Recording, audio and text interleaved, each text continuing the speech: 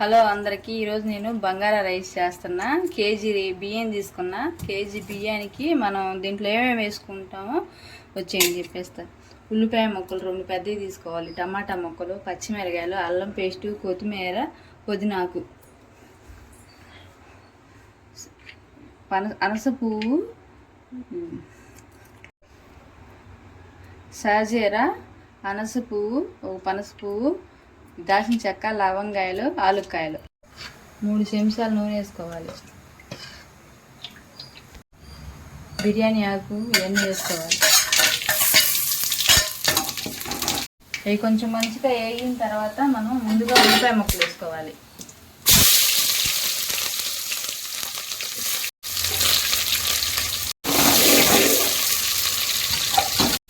ఉల్లిగడ్డలు అలా కలర్ వచ్చిందా వేయించుకొని 2 టమాటా ముక్కలు, 2 పచ్చిమిర్చి, కొంచెం అల్లం పేస్ట్ బాగా కలర్ వచ్చేదాకా పచ్చి వాసన పోయేదాకా మంచిగా వేయించుకోవాలి.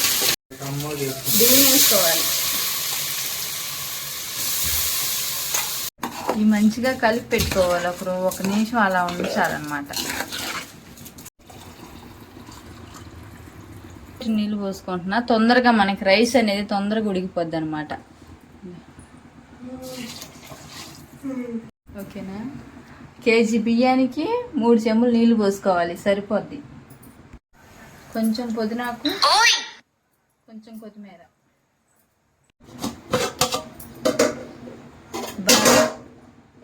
బంగారా రైస్ అన్నం పర్ఫెక్ట్గా అసలు రెడీ అయిపోయింది. ఒకసారి చూడండి అసలు ఎలా ఉందో. చాలా బాగుంది.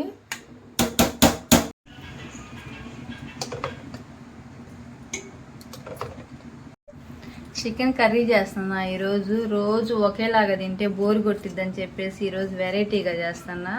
బిర్యానీ ఆకు ఇది, పనస పువ్వు ఇది, చెక్క, లవంగాయలు ఇవన్నీ వేస్తున్నా.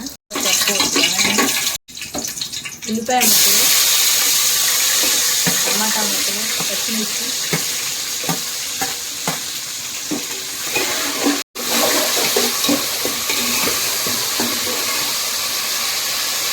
కొంచెం కరివేపాకు, కొంచెం అల్లం పేస్ట్, కొంచెం కొత్తిమీర, కొంచెం పుదీనా,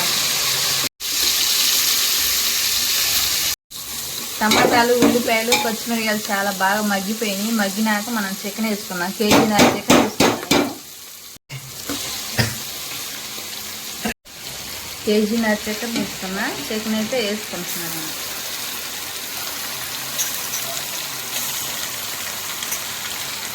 బాగా మంచిగా తిప్పుకోవాలన్నమాట.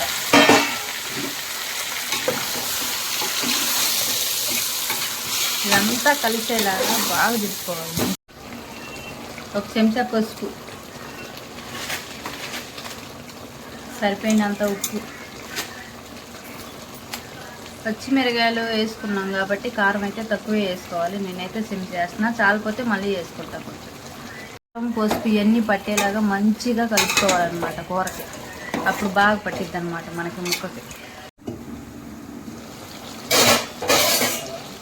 కూర అయితే చాలా ఉడికిపోయింది. మన ఈ ముక్కలు మునిగేంత వరకు 1 గ్లాస్ అయితే నీళ్ళు పోసుకున్నాం.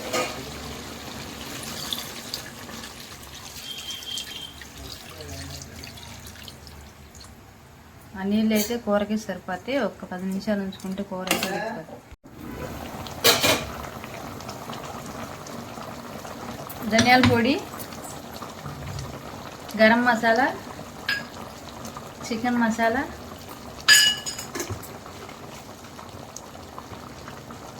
కొంచెం కొబ్బరి పొడి,